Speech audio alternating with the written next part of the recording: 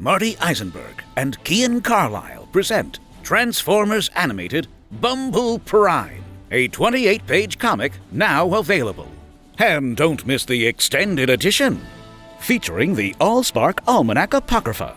12 new Allspark Almanac pages from Jim Sorensen and Kian Carlisle. Now, try saying Allspark Almanac Apocrypha 10 times fast. Harder than it sounds, isn't it? This idea matrix from 2008 is an internal document created by Hasbro while brainstorming concepts for the Transformers animated toy line. You might notice fascinating details, like Cosmos was proposed as a toy for 2009, Wasp and Dirt Boss didn't even have names yet when this was typed, and the Constructicons toys were firmly marked yes at one point in time, with a new Constructicon Bulkhead toy in the mix. But right now, let's focus our attention here. A toy of Bumble Prime was proposed for the 2009 wave. But you might be asking, what/who is Bumble Prime? Well, let me tell you. During the production of Transformers Animated, the series lead art director Derek J. Wyatt proposed an episode which would have flashed forward to a distant future, where Bumblebee was a prime called Bumble Prime, and Galvatron was the leader of the Decepticons. From there, head writer Marty Eisenberg added to the premise by suggesting zombie Predacons ravage Cybertron akin to World War Z. The allusion to World War Z, the book, not the movie, indicates this is an actual military campaign against the zombies, with front lines and armies. Derek was passionate about the story because it could have acted as a springboard to introduce elements from 1986's Transformers the movie into the world of animated, namely Galvatron, who is the only one of his 4 favorite characters to have not made it into animated. We were gonna do a flash forward episode where you just get thrown into the future. They were gonna talk about it being post Unicron Wars. Galvatron was ruler of Cybertron, and I had this mental image in my head of Cybertron having like a third of it is gone, and he's sitting on a throne in the center of Cybertron, and he rules Cybertron at that point in the future after the Unicron Wars. Which we would have skipped. All of that would have been skipped. We were just kind of go around the whole Unicron thing.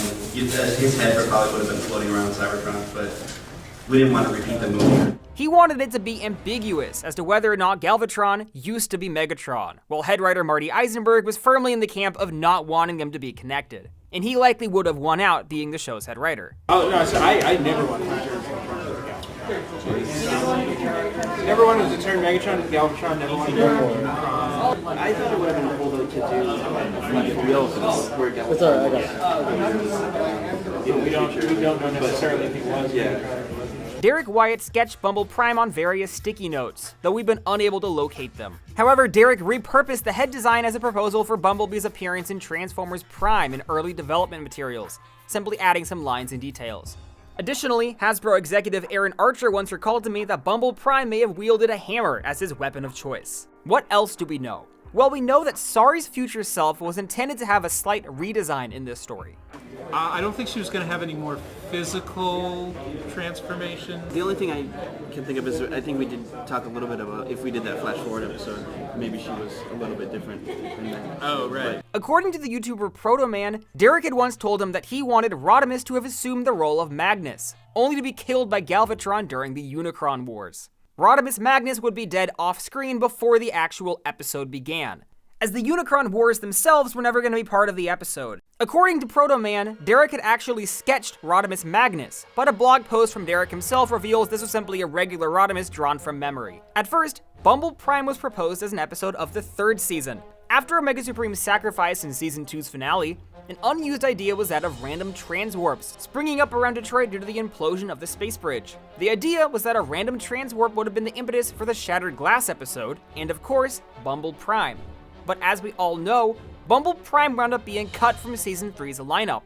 The reason is that Human Error got expanded to become a 2-parter, and Bumble Prime was the story chosen to excise, instead saved for next season. How about that?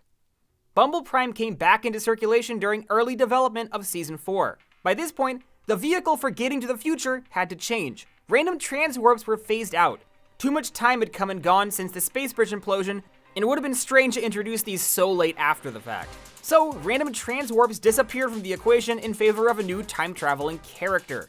The show's creative team enjoyed naming antagonists after Hasbro executives, with the Angry Archer based on Aaron Archer and Slow-Mo based on Samantha Lomo.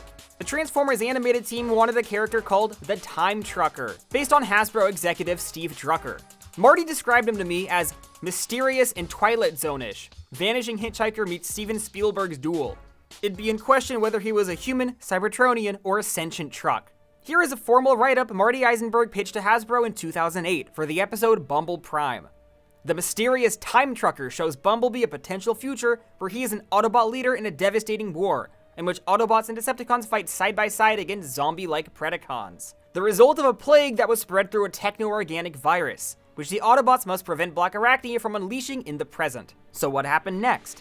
As the 4th season storyline developed, Hasbro made requests such as Power Master Optimus, Marauder Megatron, and main cast Ironhide. I have a whole video about this. But unfortunately, by the time of season 4, Hasbro wasn't so sure about the Bumble Prime story. According to Animated's head toy designer Eric Siebenaler, Black Arachnia's toy sold very poorly, so data was being pushed by Hasbro to steer the 4th season storyline away from her. In addition, Hasbro was hesitant to feature more Predacons in the series. During Animated's run, Hasbro leadership also expressed concerns that there were too many primes in the toy line, hence cheapening the term. That's the reason Rodimus wasn't a prime in the show, and why his toy was released under the name Rodimus Minor. Ultimately, due to all of these factors, Hasbro requested to pull Bumble Prime from the episode lineup during early development of Season 4. Season 3 was the chance to tell this story, and after that, it was too late, because Hasbro moved on and changed their priorities. Had we gotten a 4th season of Transformers Animated, Bumble Prime wouldn't have been in it. And with that, the story of Bumble Prime lay dormant for 15 years. Until now. I have teamed up with the original head writer of Transformers Animated, Marty Eisenberg, to finally bring the story to life as a 28-page comic. And it's available now. Celebrate Halloween with a scary zombie apocalypse where no one is safe. Set during Season 3 as originally envisioned, the story follows the premise that Marty wrote back in 2008.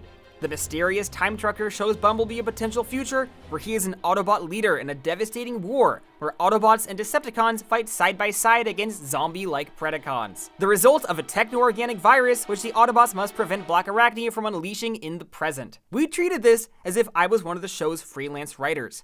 I wrote an outline, he gave extensive notes. I wrote a first draft. He gave extensive notes. I wrote a second draft, and he did a final pass of edits to bring the story to his full and complete satisfaction as an unofficial new episode of Transformers Animated, which features many new character designs from the show's head toy designer, Eric Siebenaler. Digital copies are available on my Ko-Fi page right now. Link in the description. Physical copies will go on sale at TFCon Chicago, at Eric Siebenaler's table, and at Darwin Rose Studios in the Artist Alley.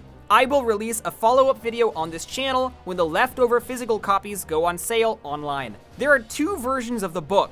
There's the standard edition, which features the 28-page story, and there's the expanded edition, which features the story plus the Allspark Almanac Apocrypha, 12 new Allspark Almanac pages written by myself and original Allspark Almanac co-author Jim Sorensen, detailing the many new designs and Predacons who show up in the story. This has been one of my favorite projects and opportunities I've ever worked on, and I cannot thank Marty Eisenberg enough for coming aboard and teaching me how to be a better writer in the process. I'll also be hosting a panel at 1 p.m. on Saturday at TFCon Chicago, reprising the deleted scenes from March.